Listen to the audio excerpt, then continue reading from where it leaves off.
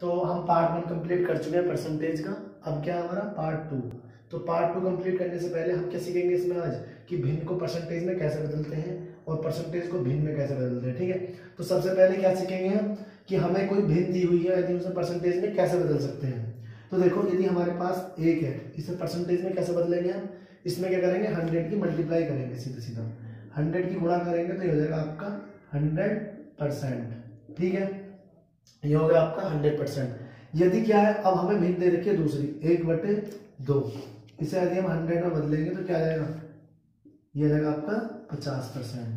ठीक है, उसके बाद यदि हमारे पास और भिन्न है 1/3 और ये हो गया आपका 100, इसे काटेंगे 3 3 9, 3 3 9, बचा कितना 1/3, तो ये आएगा आपका 33 सही 1/3%। ठीक है, ये क्या आपका अगला क्या आएगा 1/4 इंटू 100, तो 4 से कितनी बार जाएगा 25 बार, तो क्या जाएगा 25%। ठीक है, ठीक उसी तरह 1/5 का करेंगे हम, तो ये जाएगा आपका 5 दूनी 10 और 0, या आपका हो जाएगा 20%। ठीक है, तो जैसे जैसे हमें भिन्न का अगर परसेंटेज में बदलना है तो सिंपली क्या करना है, हमें करनी है गुणा। कितने से 100 से गुणा करेंगे तो हमें अपना वो मिलता चला जाएगा। ठीक है, और यदि आप कहोगे तो जैसे 2/5 का हमें निकालना परसेंट कितना है, तो कैसे निकालेंगे 100 की करेंगे मल्टीप्लाई, ये हो जाएगा आपका 5 दूनी 10 20, हो जाएगा आपका 40%। ठीक है, यदि कोई 2/5 दे रखा है तो फ्रैक्शन में कैसे लिखेंगे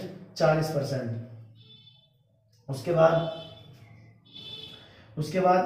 जैसे 2/3% कैसे लिखेंगे हम इसे, 3 से काटेंगे तो 3 3 9 और 3 3 9 1/3।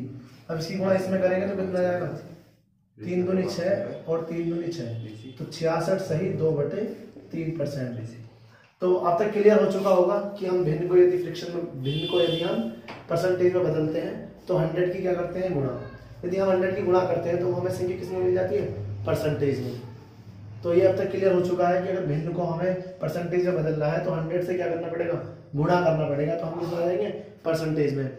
और ठीक इसी का उल्टा है, यदि हम किसी भिन्न को परसेंटेज में बदला तो 100 से मल्टीप्लाई। यदि कोई परसेंटेज हम भिन्न में बदलना चाहते हैं तो 100 से क्या करेंगे उसे डिवाइड। जैसे आप अभी बता देंगे, जैसे हम धीरे धीरे जानेंगे आगे के बारे में। यदि कोई परसेंट है, जैसे कहने का मतलब 40% है, यदि हम इसे भिन्न में बदलना चाहते हैं तो सिंपली इसे 100 से क्या कर देंगे डिवाइड। 0 से 0 कटा, 2 दूनी 4 और 2 पंजे 10, ये आ गया आपका 2/5। ये क्या हो गया आपकी भिन्न। कोई भी परसेंटेज यदि हमें भिन्न में चेंज करनी है तो सिंपली हमें करना क्या है, हमें केवल जो परसेंटेज दे रखा है उसे 100 से केवल डिवाइड कर देना है। ठीक है, 100 से डिवाइड कर देंगे तो सीधा सीधा निकल के हमारा क्या आ जाएगा भिन्न आ जाएगी। 2 3 6 और 2 पंजे 10, सॉरी 2 3 6 और 2 पंजे 10, तो आएगा आपका 3/5। ठीक है, धीरे धीरे ऐसे क्या है, जैसे कि 90% है, इसे 100 से डिवाइड करेंगे 1 0 से 0 की, तो क्या आएगा 9/10। ठीक उसी तरह 45 है, 45% है, यदि उसे हम 100 से डिवाइड करेंगे तो क्या आएगा 5 में 45 और 20 पंजे 100, यह आएगा आपका 9/20।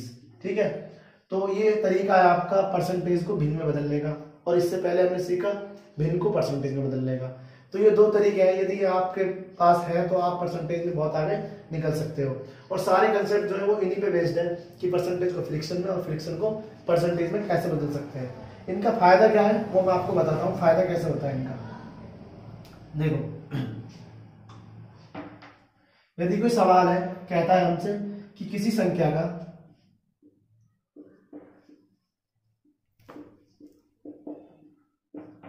किसी संख्या का 2/5वां भाग 40 है, तो संख्या ज्ञात करो।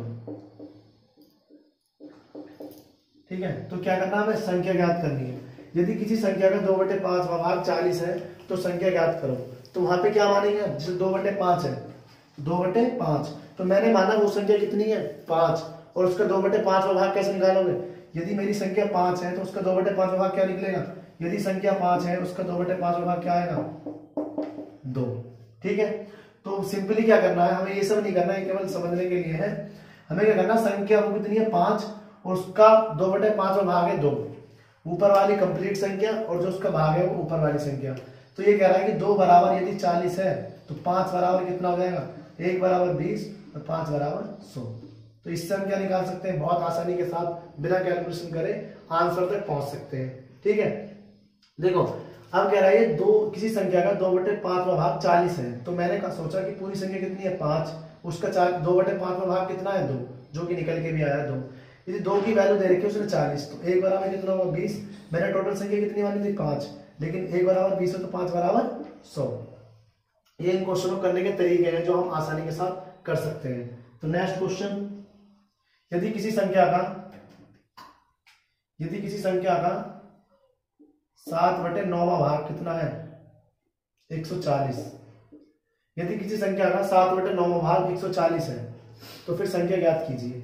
तो कैसे ज्ञात करोगे, हमने माना जो टोटल संख्या है वो 9 है, उसका 7/9 भाग कितना है 7।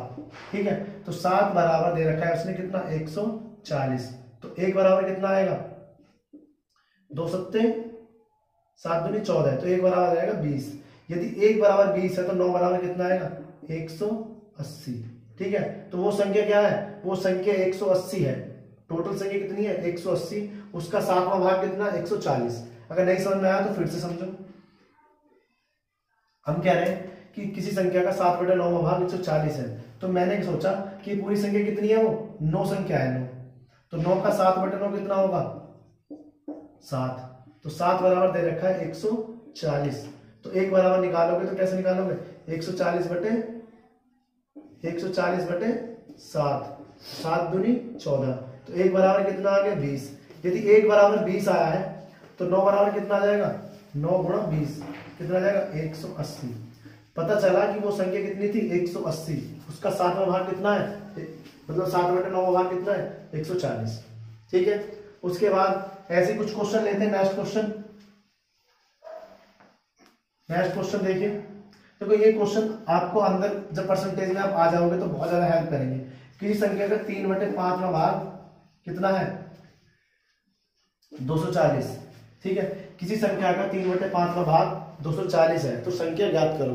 तो संख्या कैसे ज्ञात करोगे, मैंने बोला कि टोटल संख्या कितनी है वो 5, उसका 3/5 में भाग कितना होता है, मैंने बताया 3/5 में भाग कितना होता है इसका 3।